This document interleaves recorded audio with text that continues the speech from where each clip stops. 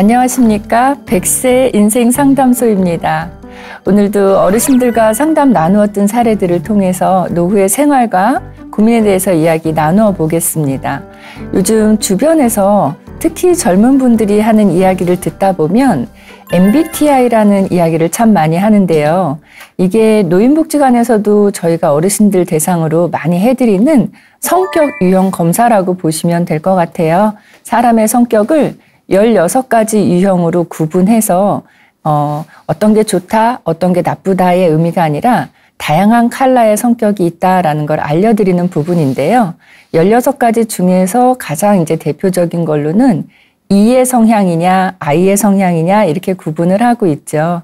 E의 성향이신 분들은 외향성이신 분들이고요. I의 성향이신 분들은 내향성, 즉 내성적인 성격이세요. 이 두 성격을 가진 분들은 삶을 임하는 태도, 또 삶을 살아가는 자세도 많이 다를 거라고 생각이 듭니다. 그래서 오늘 첫 번째로 소개해드릴 사례는 대인관계가 매우 협소하신 할머니 사례를 말씀드리려고 해요. 이 할머니가 내성적인 성격을 갖고 계신 분인 것 같습니다. 자, 할머니는 연세가 93세이십니다. 고령이신데요. 저희하고 상담을 해주셔서 제가 그렇게 말씀드렸어요. 어르신, 저희한테 상담 연락 주셔서 참 감사합니다. 이렇게 말씀을 드리고 시작을 했죠. 어르신은 어릴 때 할머님 말씀에 의하면 꽤 부유한 집안에서 태어났다고 말씀을 하셨어요. 그리고 첫째 딸이었다고 말씀을 하셨는데요. 이 어르신이 93세이시다 보니까 어르신이 어렸을 때 그때 당시에는 여성들에게는 교육을 많이 시키지 않았던 그런 세대였는데 그럼에도 불구하고 어르신은 고등학교까지 졸업을 하셨다고 합니다. 그래서 와, 할머니 공부 참 많이 하셨겠네요. 이렇게 말씀을 드렸어요. 근데 이 집안이 할머니에게만 공부를 많이 시킨 게 아니라 밑에 남동생도 있는데 남동생도 공부를 많이 했고 공부를 잘했다고 합니다. 그래서 남동생분은 대학 교수가 되었다고 해요. 그렇게 지내셨는데 이 대학 교수로 재직을 하시고 정년퇴임을 하시고 그리고 나서 할머님 집과 남동생분 집이 가까운 거리에 살면서 서로 남매가 아주 많이 의지하면서 그렇게 잘 지내오셨다고 합니다. 할머니는 20살에 결혼을 하셨다고 해요. 20살에 결혼을 하시고 딸만 둘을 슬하에 두셨다고 합니다. 자, 이렇게 열심히 살아오신 할머니이신데 뭐가 문제일까 이런 생각이 들었어요. 할머니는 건강적인 측면이 조금 안 좋아지셨고요. 일단 성격적으로 매우 깔끔한 성격을 갖고 계셨어요. 할머님 말씀에 의하면 선생님, 저는 원래 성격이 깔끔해요. 그래서 집을 엄청 깨끗하게 하고 지냈다고요. 이렇게 말씀을 하셨거든요. 근데 성격이 그렇게 깔끔하셨는데 할머님이 언젠가 쓰러지는 일이 있으셨대요. 그러니까 건강에 적신호가 생기기 시작한 거죠. 한번 쓰러지고 나니까 그 다음에는 관절도 안 좋아지고 다리도 안 좋아지고 여러 가지 다치는 사례가 발생하면서 할머니 건강이 하루아침에 우두두 하고 무너지는 그런 시점이 왔던 거죠.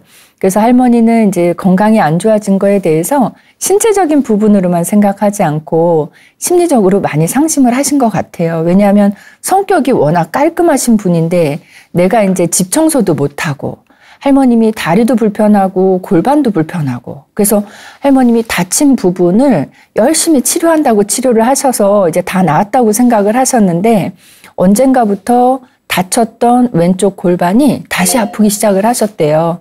그래서 골반이 아프다 보니까 걸음이 편하지가 않으셨죠. 그래서 바깥 외출을 조금 덜 하시게 되었다는 그런 말씀이에요.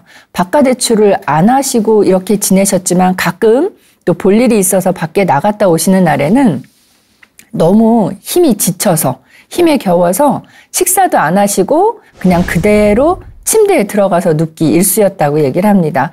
그러다 보니까 집 청소라든가 정리라든가 심지어는 쓰레기 버리는 일까지 이런 거 전혀 신경을 쓸 수가 없었죠. 왜냐하면 내 몸이 아프기 때문에. 그래서 주변에서 그럼 할머니 찾아오는 사람은 없나요? 라고 말씀을 드려보니까 작은 딸이 가끔 오고요. 그리고 교회 집사님이 자주 오세요. 이렇게 말씀을 하더라고요. 할머님이 다행히도 교회를 열심히 다니고 계셨어요. 여기서 교회를 열심히 다닌다는 의미는 교회여서 다행이라는 말씀이 아니고 신앙생활을 한다는 의미도 있겠고요. 또 하나는 저는 이제 어르신들께 종교활동을 뭐 기독교가 됐든 불교가 됐든 천주교가 됐든 믿음을 갖고 생활하시면 훨씬 좋겠다고 그렇게 말씀을 드리거든요. 그래서 믿음이라는 게 있다는 얘기는 어딘가에게 내 마음이 조금 약해질 때 기댈 수 있는 그런 곳이 있다는 개념이어서 참 좋다고 말씀을 드렸고, 그런 신앙생활을 하시게 되면 사회적 교류를 하시게 되는 의미가 되기 때문에 참 바람직하다고 말씀을 드렸어요. 그래서 할머님이 그렇게 종교활동을 열심히 하고 계셨는데 집이 그러면 나날이 지저분해져 가는 집을 할머님이 보고 견디기가 어려우셨던 거예요. 근데 할머님이 93세이시다 보니까 따님들도 연세가 많아서 지금 70이 훌쩍 넘으셨거든요. 그러다 보니까 따님들하고 할머니하고 왕래가 그렇게 잦지는 않았다고 합니다. 모두 세 분 다 연세 있으신 어르신이 되다 보니까요. 근데 그나마 그 중에서도 둘째 따님이 가끔 찾아오신다고 해요. 그러면 할머님이 부탁한대요. 집 정리 좀 해달라고. 예, 그러면 이제 따님이 조금 해주시긴 하는데 할머님이 따님이 집 정리하고 청소하는 걸 이렇게 지켜보면 그런 생각이 든대요. 아, 쟤도 이제 나이 들었구나. 힘에 부치나 보다. 이런 생각이 드실 정도라고 합니다. 그래서 할머님은 집 정리하는 게 제일 고민이에요. 그래서 교회 집사님이 할머니에게 이런 제안을 하셨대요. 할머니, 저희 교회에서 봉사자 분들을 댁으로 좀 보내드릴까요? 그럼 할머니 집 청소한다든가 할머니 적적하신데 이야기 같이 나눠준다든가 이런 거 해줄 수 있을 것 같은데요 라고 말씀을 드렸는데 할머니가 그거를 한사코 거절을 하셨다고 합니다. 왜 거절을 하셨는지 얘기를 들어보니까 선생님이 그래도 다른 사람이 우리 집에 오는데 집이 좀 깨끗해야지 이 모습을 누구한테 보여요? 이렇게 말씀을 하시더라고요. 그래서 할머니의 성격이 어떤지 그 대목에서 좀 알 수 있었던 부분입니다.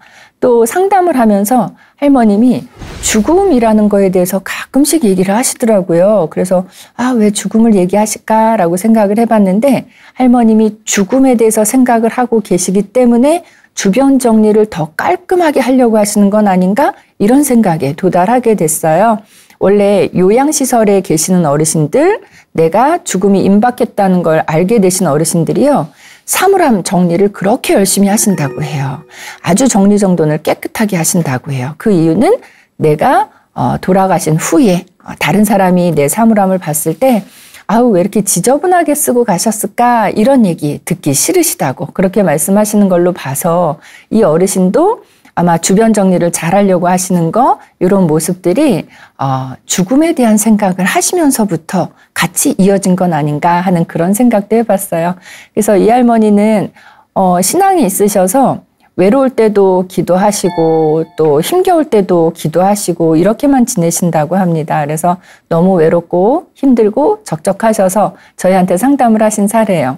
저는 이 할머니 상담을 이렇게 지켜보면서 좀 많이 힘겹게 사시는구나 이런 생각을 해봤어요. 일단은 할머님이 성격적으로 굉장히 깔끔한 성격이라고 아까 본인이 말씀을 하셨다고 했는데 그게 주변 환경에 대해서만 깔끔하신 게 아니고요. 대인관계에 있어서도 굉장히 좀 지나치게 깔끔하신 측면이 있으세요. 그래서 사람과 사람과의 거리 안에서 거리를 조금 많이 두시는 편이고 또 타인과의 관계에 있어서 이렇게 경계를 좀 치시는 편이세요. 그래서 주변에서 봉사자를 보내드린다고 해도 그것도 거절하시는 거고 다른 사람의 도움을 영 안 받으려고 하시는 그런 타입이 아닌가 싶습니다. 제가 경계에 대해서 말씀을 드렸는데 할머님이 생각하실 때 할머님 경계 안에 자유롭게 드나드시는 분은 지금 현재로서는 작은 딸밖에 없는 것 같아요. 따님이 둘 있다고 말씀을 드렸는데요. 그 첫째 따님은 결혼하실 때 남편의 전처가 낳았던 그 딸이라고 해요. 그래서 이제 남편분이 사망하시고 나니까 그 따님이 왕래를 좀 이제 중단했다고 그렇게 얘기를 합니다. 남편분과는 한 10년 전쯤에 사별을 경험하셨다고 합니다. 그러다 보니까 지금 현재 할머니 주변에 있는 분은 작은 딸하고 가끔씩 찾아와 주시는 집사님이 아닌가 이런 생각을 합니다. 자, 할머니에 대해서는 지금 할머니가 봉사자를 거절하셨어요. 그래서 거절하신 이유가 이 모습을, 이 지저분한 집을 보여주기 싫다 이거였거든요. 그래서 제가 그렇게 말씀드렸어요. 할머니, 봉사자가 오면 집이 지저분한지 깨끗한지 그거를 판단하러 오는 거는 아닌 것 같습니다. 할머님이 봉사자가 와서 집 정리해 주는 거 별로 원하지 않으면 와서 이런저런 두런두런 이야기 나눠주는 말벗 봉사자도 보내드릴 수 있습니다. 이렇게 또 말씀을 드렸고요. 무엇보다 제가 제일 중요하게 생각했던 거는 이 상담에서는 할머님이 거동이 불편하시다는 부분이에요. 거동이 불편하신 분이고 93세로 굉장히 고령이신데 지금 혼자 지내신다? 이거는 좀 위험하다는 생각이 들었습니다. 그래서 제가 할머님께 요양보호사라는 분이 계십니다 라는 말씀을 드렸어요. 그래서 이분들이 어떤 역할을 하는지도 설명을 드렸고요. 그래서 따님하고 작은 따님하고 의논하셔서 요양보호사 분이 할머님 댁을 방문해서 할머님이 못하시는 거 또는 작은 따님이 왔을 때 부탁하시던 그 집안 정리나 청소 이런 도움을 받으실 수 있도록 하면 좋겠습니다 라고 말씀을 드렸거든요. 그래서 따님하고 의논해 보시고 저한테 다시 연락 주시기로 하셨는데 의논을 하시고 연락을 주셨어요. 그래서 제가 따님한테 자세히 설명을 드렸습니다. 요양보호사가 이 할머님 댁에 와서 도움을 드리기 위해서는 그 사전에 우리가 해야 되는 일들이 있죠. 그래서 그 절차에 대해서 설명을 드렸습니다. 여러분들도 잘 한번 생각해 보세요. 주변에 어머님이나 아버님이나 또는 연로하신 분이 계셔서 누군가의 도움이 필요한 상황이 됐다. 혼자서 생활하시기는 좀 어려운 상황이 됐다라고 할 때는 요양보호사의 도움을 좀 받아보시면 좋을 것 같다는 생각입니다. 요양보호사 도움 받으시려면 제일 먼저 어떻게 하셔야 되냐면요. 등급이라는 걸 받으셔야 돼요. 그 할머님의 건강 상태나 뭐 정신 건강이나 뭐 이런 신체적 건강이나 여러 가지를 조사를 해서 그거에 맞는 등급이 설정이 되게 돼요. 그러려면 국민건강보험공단 또는 노인장기요양보험 그쪽으로 연락을 하셔서 신청을 하셔야 됩니다. 내가 등급을 받고 싶습니다 라고 신청을 하셔야 되는데 그 신청을 하실 때는 두 가지 서류를 제출을 하셔야 돼요. 하나는 일단은 신청이니까 신청서를 제출을 하셔야 되겠고요. 두 번째는 의사의 소견서가 필요합니다. 이 할머님이 이 검사를 받으신 병원에 가셔서 일반 병원도 가능하시고요. 한의원도 가능하세요. 그러니까 가셔서 제가 장기요양 등급 받으려고 합니다. 그래서 이거 의사 소견서 필요합니다 라고 말씀하시면 그 작성해 주실 거예요. 그래서 신청하실 때 제출하셔야 되는 건 두 가지입니다. 하나는 신청서, 하나는 의사 소견서. 이렇게 두 가지를 제출하면서 신청을 하시면은요, 그게 접수가 된 거예요. 그래서 공단에서, 국민건강보험공단에서 직원분이 집으로 방문을 합니다. 조사를 하기 위해서 방문을 해요. 그래서 할머님에게 할머니 앉았다 일어나 보세요. 할머니 오늘이 몇 월 며칠인가요? 할머니 성함과 나이를 한번 말씀해 줘 보세요. 이런 식으로 52개 항목에 대해서 조사를 해요. 여러 측면에서 다양하게 조사를 해서 그 조사한 내용을 가지고 사무실로 들어가죠. 들어가서 컴퓨터에 조사한 내용을 입력을 하고 딱 엔터 키를 딱 치면 할머니 점수가 뜨게 돼요. 그래서 할머님이 만약에 95점 이상을 받으셨다. 그러면 1등급이라는 결과가 나옵니다.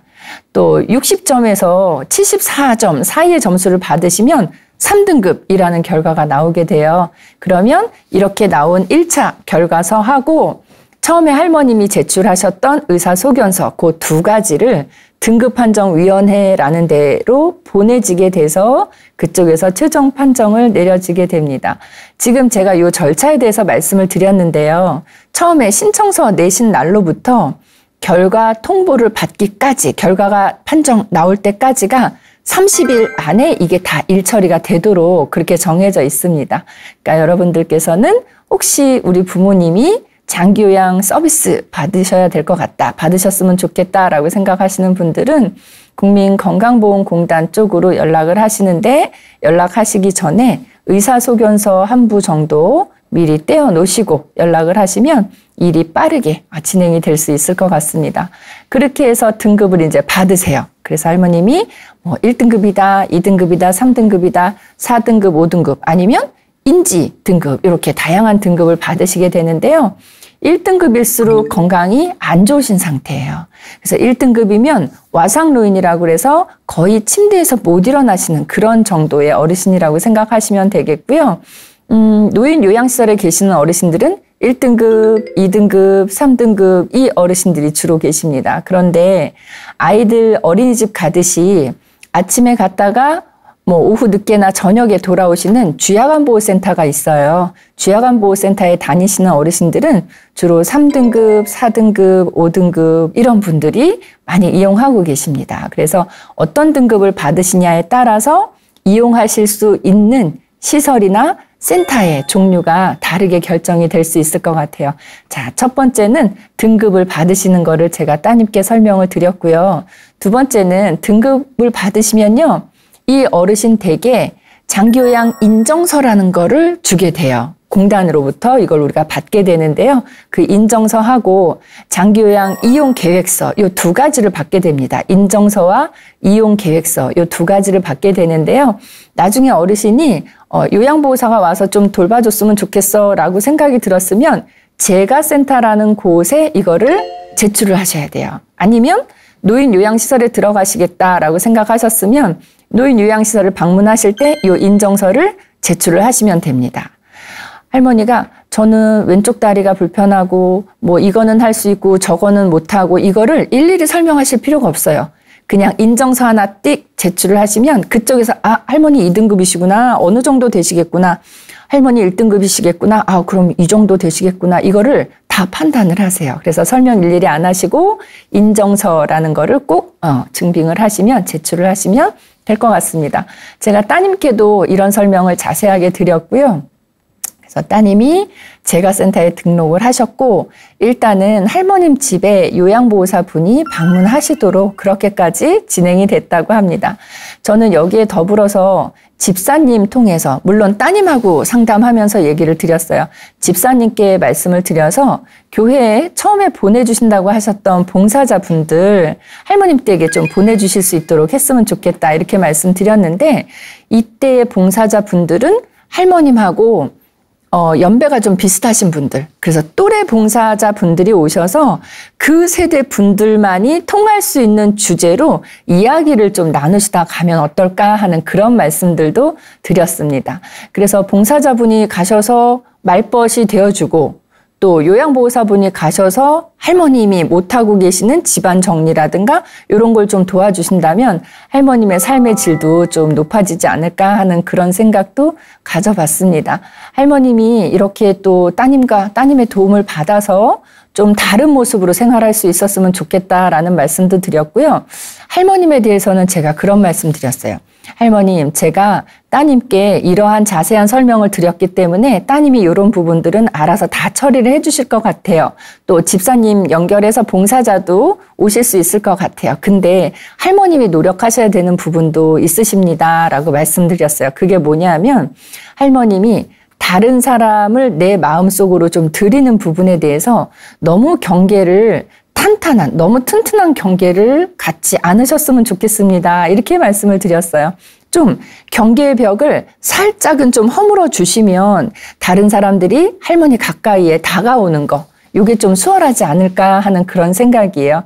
우리가 사람과 사람 관계에 경계가 있다고 얘기를 해요. 이 경계는 눈에 보이는 경계가 아니라 관념상의 경계인데요.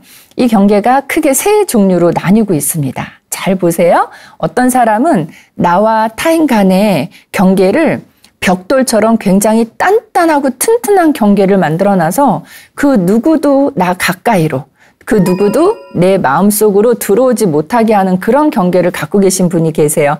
지금 이 사례에서 할머님이 그렇게 벽돌처럼 단단한 경계를 갖고 계시다고 보시면 되겠습니다. 두 번째는요, 반대의 경우예요.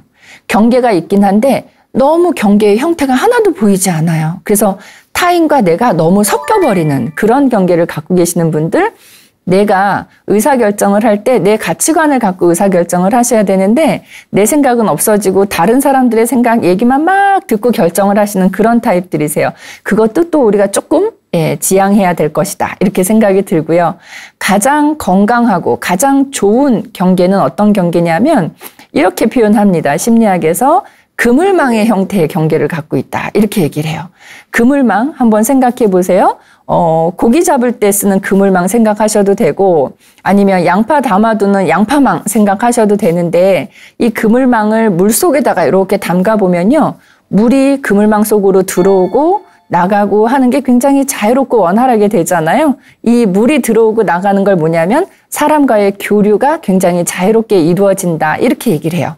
근데 들어가고 나가는 건 자유롭지만 그물망은요.